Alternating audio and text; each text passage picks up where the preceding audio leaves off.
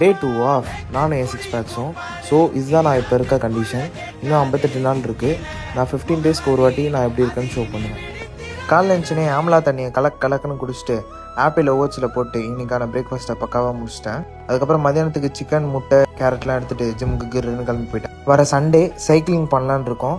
Water டேங்க்லேருந்து Kovalam வரைக்கும். பார்க்குற எல்லாரும் முடிஞ்ச அளவுக்கு வர பாருங்கள். எல்லா சைக்கிளும் அலோடு. இன்னைக்கு செஸ்ட் அண்ட் ஷோல்டர்னால ஃபர்ஸ்ட் எத்தனை இன்க்ளைன் ப்ரைஸு மொத்தம் 4 செட்டு. 3 செட்டு வந்து ஹெவியாக போடணும், லாஸ்ட் செட்டு ஃபெயிலியர். இது போட்டால் இந்த மசில் ஆக்டிவேட் ஆகும். அப்புறம் ஃப்ளாட் ஃப்ளைஸு, இதுவும் அதே மாதிரி தான் 4 செட்டு. இது போட்டால் இந்த மசில் ஆக்டிவேட் ஆகும். அப்புறம் கிராஸ் ஓவரு, இதுவும் 4 செட்டு. இது போட்டால் இந்த மசில் ஆக்டிவேட் ஆகும். ஃப்ளைஸு, இதுவும் 4 செட்டு.